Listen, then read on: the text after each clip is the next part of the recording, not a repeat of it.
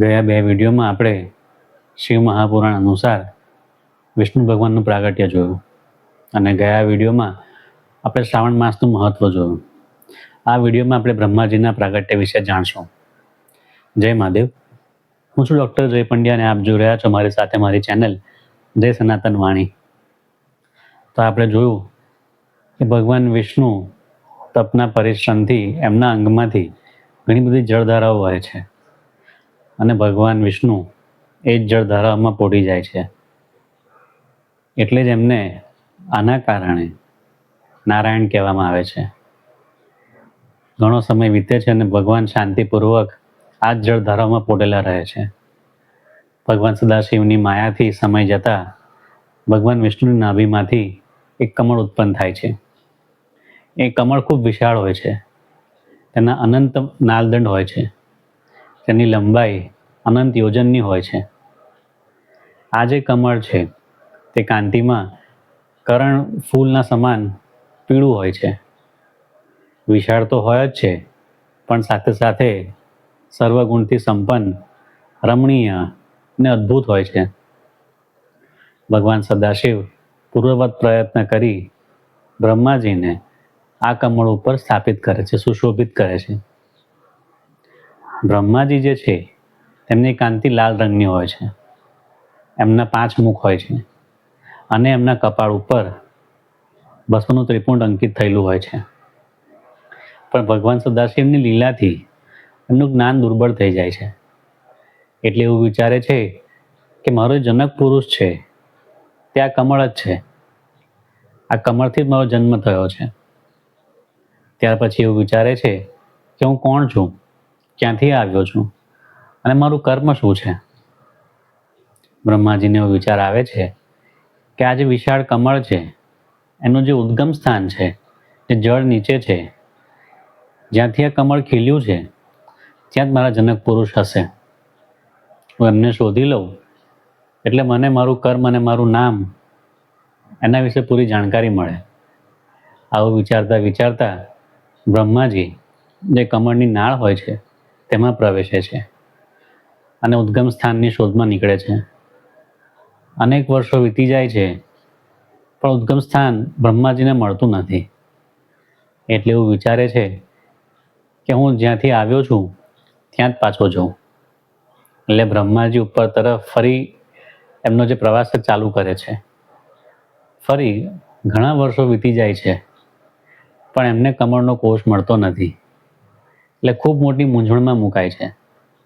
એમને એવું થાય છે કે આ શું છે, હું ક્યાંથી આવ્યો છું. એમની આ મૂંઝવણ જોઈ ભગવાન સદાશિવને ચિંતા થાય છે. એટલે આકાશવાણી થાય છે બ્રહ્માજી માટે કે તમે તપ કરો. બ્રહ્માજી 12 વર્ષ સુધી, બ્રહ્મ વર્ષ 12 વર્ષ સુધી તપ કરે છે. આનાથી આપણને શું જાણવા મળે છે કે જો ભગવાનને જ મૂંઝવણ હોય અને પોતાના પ્રશ્નના ઉત્તર જોઈતા હોય તો એમને પણ તપ કરવું પડે છે. એમ જો આપણે તો સામાન્ય મનુષ્ય છે તો આપણે કોઈ વખત મૂંઝવણમાં હોઈએ, આપણા પ્રશ્નના જવાબ ના મળતા હોય, રસ્તો ન મળતો હોય તો આમ તેમ ફાંફા માર્યા વગર, ઉપર નીચે કર્યા વગર ભગવાન શિવનું તપ કરવું, ભગવાન શિવને યાદ કરવું.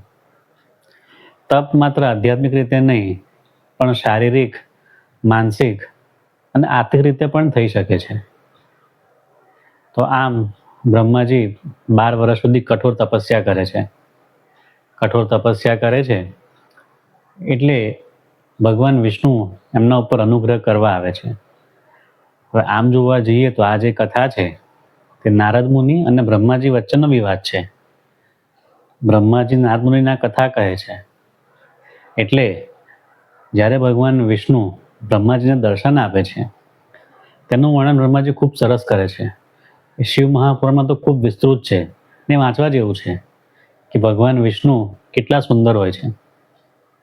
બ્રહ્માજી એવું કહે છે કે એ જે પુરુષ મારી સામે પ્રગટ થયા એમના જેવું સુંદર તો કદાચ કોઈ થયું નથી અને ભવિષ્યમાં થશે પણ નહીં. એ જે પુરુષ હતા, જે વિષ્ણુ ભગવાન હતા, એમની કાંતિ શ્યામ હતી. એમના ભુજદંડ વિશાળ અને એમણે રેશમી પીતાંબર ધારણ કર્યું હતું. એમના 4 હાથ છે, જેમાં એકમાં શંખ, બીજામાં ચક્ર, ત્રીજામાં ગદા અને ચોથામાં ભગવાને પુષ્પ ધારણ કર્યું છે. અને ભગવાનનું જે નિખાલસ સ્વભાવ છે, શાંતિનો સાગર કયા છે. આમ બ્રહ્માજીને દર્શન આપી વિષ્ણુ ભગવાન એમનું કાર્ય જણાવે છે. પણ ભવિષ્યમાં જ્યારે મહાકાળ કલ્પ આવે છે, ત્યારે ભગવાન વિષ્ણુ અને ભગવાન બ્રહ્મા પોતાનું જ્ઞાન ભૂલે છે, પોતાનું અસ્તિત્વ કેમ છે તે ભૂલી જાય છે અને કોણ મોટું કોણ નાનું એના વાદ વિવાદમાં પ્રવેશે છે, જે વાદ વિવાદ યુદ્ધમાં પરિવર્તિત થાય છે. આમ તો આ કથા આપણે વિદ્યેશ્વર સંહિતા વખતે ચર્ચા કરી હતી, પણ રુદ્ર સંહિતામાં જે અગ્નિસ્તંભ હોય છે તેમાં વિષ્ણુ ભગવાનને શું દર્શન થાય છે એ અદ્ભુત વર્ણન છે. એ આપણે વિસ્તારમાં આગલા વિડીયોમાં જોઈશું. આ વિડીયોમાં આપણે બ્રહ્માજીનું પ્રાગટ્ય જોયું અને એમનું તપ જોયું. તો વિડીયોને લાઈક કરો, શેર કરો, ચેનલને સબસ્ક્રાઈબ કરો અને કમેન્ટમાં હર હર મહાદેવ ચોક્કસથી લખજો. જય મહાદેવ.